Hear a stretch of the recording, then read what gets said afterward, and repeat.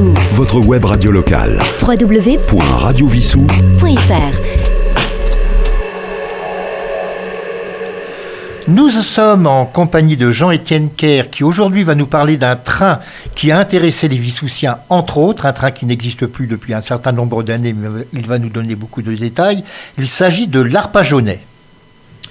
Oui, l'Arpajonais, comme son nom l'indique, c'est un train, ou plus exactement un tramway, puisqu'il circulait sur la voie publique, qui partait d'Arpajon pour aller jusqu'à Paris. Alors on verra que le terminus a changé au fil du temps. Et ce train, le tracé a été prévu pour passer à Vissou. Et c'est pour ça que je voudrais évoquer aujourd'hui ce train, également les restes qu'on peut en avoir à Vissou, même si là aussi une partie de ce qu'on aurait pu conserver a disparu. Alors l'Arpajonais, il est né en 1893 du besoin d'acheminer jusqu'à Paris tous les produits agricoles, essentiellement maraîchers et fruitiers, qui étaient produits donc dans la banlieue sud de Paris. Et donc, ça n'est que marginalement que ce train pouvait servir au transport de voyageurs. Mais il circulait principalement la nuit pour apporter les fruits et légumes aux halles de Paris, au moment où il n'y avait pas de circulation. Alors ce train donc a été conçu au début des années 1890 et le tracé, si on part de Paris, c'était très simple, c'était la Nationale 20, Paris, Bourg-la-Reine, Antony. Et c'est là que le train devait quitter la Nationale 20 pour se rendre en premier lieu à Vissou, ensuite traverser la plaine où il y a l'aéroport aujourd'hui pour aller à Chilly-Mazarin, Longjumeau, etc. Bon, jusqu'à Arpajon. Je n'insiste pas. Et le tracé initial à Vissou était prévu depuis, disons, le monument aux morts, le monument du général Leclerc à Antony, le long de la Nationale 20, et ensuite donc le train remontait par la route qu'on emprunte aujourd'hui en passant devant le Bois-Charlet par exemple, et puis évidemment pas en traversant l'autoroute, puisqu'à l'époque il n'y avait pas d'autoroute. Et donc ensuite il arrivait dans Vissou au niveau du Val-la-Croix, de ce qui sera le Val-la-Croix, et passer là où il y a le monument aux morts aujourd'hui, pour ensuite continuer tout droit vers le sud, disons entre les rues Georges Collin et Louis Boussard. Et donc, tout avait été prévu, les expropriations avaient été effectuées lorsqu'on s'est aperçu qu'il y avait un gros problème qui était qu'on n'arrivait pas à franchir la ligne de ce qu'est aujourd'hui le RERC, et que donc il s'agissait d'un passage impossible, et donc il a fallu changer d'itinéraire. Donc, l'itinéraire qui a finalement été retenu a été celui consistant à remonter la Nationale 20 jusqu'à ce qu'on appelle le pavé de Vissou, c'est-à-dire la route qui va tout droit depuis l'église de Vissou jusqu'à la Nationale 20. Et ensuite, donc, le train emprunterait ce pavé de Vissou pour arriver au niveau de Château-Gaillard, tourner à droite vers le sud, en quelque sorte. Et donc, c'est ce qu'on a fini par faire. On a créé une gare qui est donc entre les rues Georges Collin et Louis Boussard, gare qui malheureusement n'existe plus aujourd'hui. Elle a été détruite inutilement dans les années 80 pour faire la crèche qui existe aujourd'hui, et alors même que le bâtiment était un beau bâtiment en meulière en parfait état. Mais enfin bon, on ne va pas commenter les décisions municipales, le temps a passé. Et donc finalement, cet Arpajonais donc ensuite filait vers le sud. Et alors il en reste une trace dans les noms de rues, puisqu'il existe encore, pas très loin de Boulevard de l'Europe, une rue du chemin de fer prolongé. Puisque en réalité, la rue Georges Collin, c'était la rue du chemin de fer, avant qu'on la baptise Georges Collin. Et donc, il reste ce morceau qui est la rue du chemin de fer prolongé, qui témoigne de l'existence de quelque chose qui a disparu aujourd'hui, donc qui était l'Arpajonais. Alors, cet Arpajonais, il a rendu beaucoup de services, conformément à ce qu'on souhaitait, à tel point d'ailleurs qu'au départ, il s'arrêtait à la porte d'Orléans, là où il y avait d'ailleurs les ateliers d'entretien et de recharge des locomotives. Ateliers qui n'ont été détruits qu'il y a relativement peu d'années quand on a réaménagé tout le secteur de la porte d'Orléans côté banlieue. Et donc on a prolongé la ligne de l'Arpajonais jusqu'aux Halles, puisqu'il s'agissait de fournir les Halles. Et donc l'Arpajonais, dans un deuxième temps, a circulé par la porte d'Orléans, d'Enfer-Rochereau, le boulevard de Saint-Michel. Il traversait l'île de la Cité devant le palais de justice et ensuite il allait donc jusqu'aux Halles. Alors c'était quelque chose d'assez particulier puisque donc il circulait à plein pour aller à Paris et il revenait à vide. Alors pendant la journée, il pouvait prendre des voyageurs, il y avait quelques wagons réservés aux voyageurs. Je vous citerai tout à l'heure un témoignage d'un voyageur de l'Arpajonais, c'était assez pittoresque. Et donc, ce train a fonctionné à partir de 1893, le moment où la ligne a été ouverte, et ceci jusqu'en 1936. Alors, 1936, cette avant-guerre où beaucoup de petites lignes secondaires ont fermé parce que est apparue la concurrence victorieuse de la route, c'est-à-dire des autobus et des camions. Et donc, il y avait moins de raisons d'utiliser des infrastructures aussi lourdes que celles-là. Alors, je parle d'infrastructures, bon, c'était des voies de tramway classiques, mais il fallait des locomotives assez particulières, parce que, disons que tant que le train s'arrêtait à la porte d'Orléans, il n'y avait pas trop de problèmes liés à l'environnement. Donc, on utilisait des machines à vapeur. Et ensuite, quand on a prolongé la ligne dans Paris, on a essayé de trouver des moyens de propulsion plus discrets. Et la ligne d'Arpajonais a servi d'expérimentation à des nouveaux modes de propulsion. Je citerai des trains électriques, d'une part. Alors, évidemment, il fallait recharger les batteries assez régulièrement, ce qui fait que, comme il n'y avait pas beaucoup d'autonomie, la traction électrique ne servait que dans Paris, pour éviter le bruit et la pollution. Et puis, il y avait également des locomotives à air comprimé, c'est-à-dire qu'il y avait un système qui faisait qu'on chargeait des bonbonnes d'air comprimé et qui ensuite passaient dans une turbine pour propulser le train, l'Arpajonais. Et donc l'histoire de l'Arpajonais en lui-même est assez intéressante, disons, dans le cadre de l'histoire des chemins de fer. Ceci étant dit, donc, comme je l'ai dit, le train s'arrête en 1936, mais je citerai un événement qui a eu lieu un petit peu avant, parce qu'il ne faut pas simplement parler de ce qui marchait bien, il faut aussi dire les incidents ou accidents.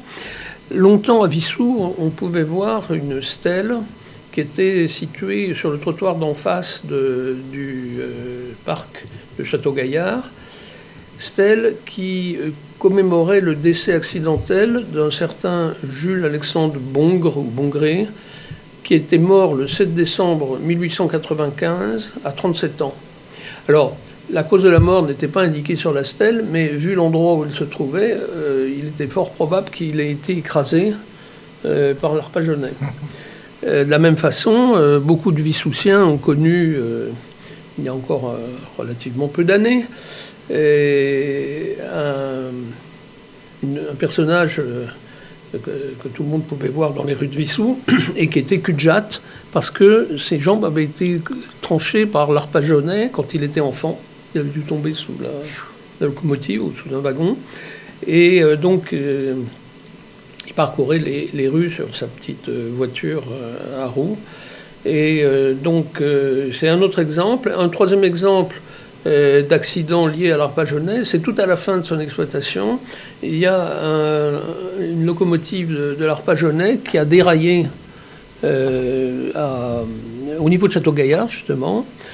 Alors, sans faire de victimes, il y a eu... le chauffeur a été assez gravement blessé, et un passager. Il n'y avait pas beaucoup de monde apparemment dans le train. Et donc, il s'est mis en travers de la voie. Et je pense que ça a été un des derniers événements qui a concerné Arpajonet, puisqu'il a été suspendu peu de temps après. Alors, une fois qu'on a évoqué tout ça, donc reste, comme je vous l'avais dit tout à l'heure, à donner un témoignage d'un voyageur de l'Arpajonet. Alors, je vais utiliser pour ceci un texte qui a été écrit par Barthélemy Lachelier, qui était un des petits-enfants de l'amiral Mouchez. Et en effet, il y avait deux des filles de l'amiral Mouchez qui avaient épousé d'ailleurs deux Lachelier, enfin qui n'étaient pas deux frères. Et donc, Barthélemy Lachelier, je le présente avant de citer son texte, donc il était le fils de Georges Lachelier, qui était né à Soissons et mort à Vissou, et qui était fonctionnaire au ministère de l'Instruction publique, on ne disait pas encore l'Éducation nationale, et il avait épousé la dernière fille de l'amiral. Et donc, Barthélemy Lachelier est né en 1897, et il est mort aux États-Unis en 1962. Ceci pour le situer. Et j'ajoute qu'il avait un frère, dont la mémoire est conservée sur le monument aux morts de Vissou, puisque son frère, qui était son aîné de peu, est parti à la guerre de 14 et il est mort en 1916 sur le champ de bataille. Et donc, les souvenirs que Barthélemy Lachelier a écrits et que je vais utiliser parlent également beaucoup de son frère, bien sûr. Bon, je n'en dis pas plus sur Barthélemy Lachelier. Donc, comme il était jeune, il était à l'école, bien sûr. Alors, au début, il était à l'école à Vissou, puis ensuite, il est allé en classe à Bourg-la-Reine, puis à Paris. Donc, il a été amené à prendre l'Arpajonet pour se rendre dans ces deux destinations. Et donc, je vais vous lire ce qu'il en dit. Alors, avec quand même une précision, il a modifié le nom des communes traversées. Donc il y a des noms un peu bizarres, mais on les reconnaît assez facilement parce que, vous allez le voir. Donc, alors il qualifie l'Arpajonet de simple tramway à vapeur, traînant un matériel épuisé qui desservait la banlieue sud de Paris. La voie courait le long de la route d'Orléans jusqu'à Tony-sur-Bièvre, donc Antony bien sûr, bifurquait ensuite vers Vissouville, Chailly, Richelieu, Jumeaucourt, se tortillant dans les champs vers d'autres bourgs et villages jusqu'à Lérimont et Pajonville. Alors Lérimont, Montlhéry et Pajonville, Arpajon bien sûr. Il servait surtout à l'acheminement vers les halles des primeurs fruits et légumes de toute cette riche région. Les trains de voyageurs, alors nous y arrivons, comprenaient 5 à 6 voitures, dont une seule de première, et en fin de journée, les maraîchers, femmes et hommes, leurs choux-fleurs et leurs fraises vendues, retournant vers leur campagne, s'entassaient au départ de Paris dans des wagons minuscules. Ces gens formaient une foule pittoresque, bruyante et bien nourrie, exhalant une puissante et laborieuse odeur démocratique. L'hiver, un employé allumait aux extrémités de chaque voiture une lampe à pétrole qui, la plupart du temps, fumait sans éclairer, et il lançait dans le passage central entre les deux banquettes d'énormes boules d'eau chaude en criant « Attention, levez les pieds !» Alors, si on n'avait pas entendu, on recevait ces projectiles brûlants dans les jambes, et c'était à chaque fois des rires et des protestations. À Bourg-le-Roi, donc à Bourg-la-Reine, quand je prenais le tramway avec quelques camarades, une douzaine, ai-je dit, j'avais toutes les peines du monde à trouver une place assise parmi ces paysans, vautrés, jouant aux cartes, buvant, fumant, parlant fort, et qui n'aimaient pas se déranger, surtout pour des collégiens. On pouvait rester sur les plateformes dehors, mais l'hiver, ce n'était guère possible. Et donc, je vous épargne une partie du texte, donc je suis un récit de voyage où il est coincé entre deux matrones maflues, comme il dit. Et donc, il parvient in extremis à descendre à Vissouville en se dégageant des deux matrones. Et oui, c'était bien Vissouville. J'ai reconnu le chef de gare à ses moustaches sous la triste lanterne qui éclairait le quai, la neige sale, des silhouettes s'enfonçaient dans l'ombre. Il faisait très froid, on pataugeait dans des trous j'entendis le roulement du train s'éloignant dans la plaine, donc vers Chilly, Mazarin. Voilà un exemple de souvenir d'un voyageur de l'Arpajonais, bon, évidemment un peu caricatural, bien sûr. On dirait presque un texte de Maupassant, par exemple, dans La Maison Tellier, lorsqu'ils partent à la noce, dans le train, on a l'impression d'avoir cette ambiance. Voilà, tout à fait. Alors bon, il vaut mieux terminer donc cette brève évocation de l'Arpajonais sur un texte de cette nature, parce que finalement, là, c'était les souvenirs d'un collégien, mais donc je n'ai pas réussi à trouver de souvenir du transport des marchandises, mais enfin, c'était moins pittoresque. Mais voilà, donc l'Arpajonais, un souvenir à Vissou, des traces dans la voirie communale, mais malheureusement, donc je le répète pour conclure, la gare, qui aurait dû être conservée, a été détruite. Alors il en reste quelques-unes, mais il faut aller plus loin vers le sud pour les voir. Voilà. Merci. Et il y a des photographies qui restent. Il y a un ouvrage que vous avez ici même, que vous pouvez citer, s'il vous plaît. Ah ben bien sûr. Effectivement, il y a plusieurs photographies de la gare de Vissou qui figurent dans le livre qui s'intitule « Vissou, temps jadis », un village du Hurepoix, qui a été publié par la PEPAV, l'Association pour l'environnement et le patrimoine de Vissou, il y a déjà un certain temps, mais il y a toujours des exemplaires disponibles pour qui ça intéresserait. Et oui, on peut montrer l'ouvrage, voilà. Qui est illustré d'ailleurs d'une photographie de carte postale. Et donc ce livre, vous avez tout Vissou illustré, et donc il est encore disponible à la PEPAV, il suffit de s'adresser à l'un des membres actuels de la PEPAV. Et vous trouverez aussi des photographies de l'accident dont je parlais tout à l'heure, le déraillement de l'Arpajonais devant Château-Gaillard. Voilà, quant à Vissouville, dont je parlais tout à l'heure, il y a deux volumes. Pardon, excusez-moi. Alors, voilà. On voit mieux là.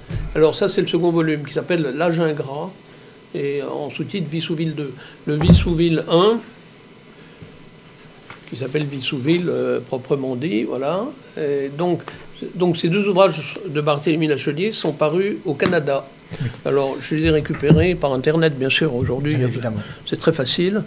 On trouve facilement à faire venir ça du Canada. Et donc, c'est un des ouvrages dont on parle de Vissou de manière assez pittoresque. Il y aurait d'ailleurs, on pourrait faire une autre chronique sur la manière dont l'auteur présente Vissou. Alors Vissou, ses habitants, c'est-à-dire les commerçants, les agriculteurs, maires, curés, etc. Et bon, tous les événements qui se passaient à Vissou quand ce Barthélemy Lachelier était enfant, puisque, évidemment, la guerre de 14 est arrivée et a interrompu. Ça sera l'occasion d'une autre de vos chroniques. Eh bien, très volontiers. Ce sera un plaisir pour moi. Merci beaucoup. C'est nous qui vous remercions. Radio Vissou, votre web radio locale. www.radiovissou.fr